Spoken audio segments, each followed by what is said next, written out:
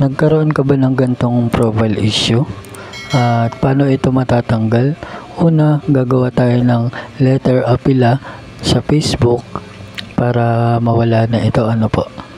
Unang gagawin, screenshot kung ano yung violation natin.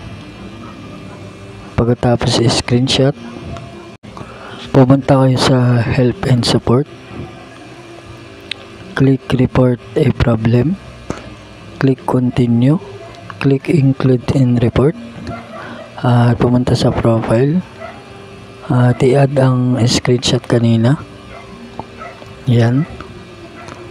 Add.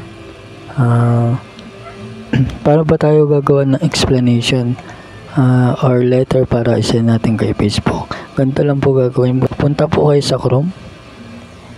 Pagpunta nyo ng Chrome, i-type ang GPT. Click openai.com.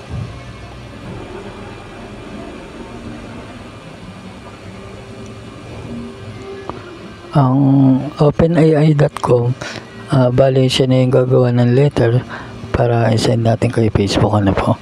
Pwede rin kayong gumawa ng sa inyo kung anong gusto nyong i-send sa kanya na letter.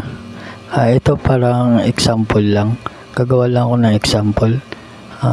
Sinulat ko dito, I write an appeal letter to Facebook about my profile which may lose its ability to earn money in the future.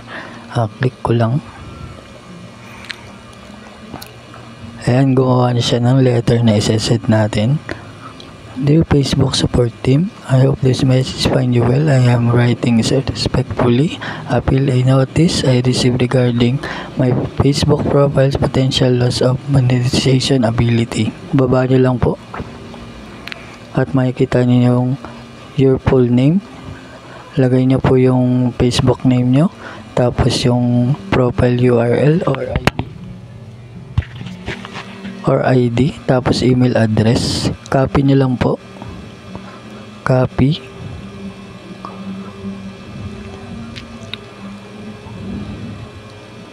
Pagtapos i-copy, ilagay na ito sa explanation at i-send. Yun lang po, sana nakatulong. Thank you.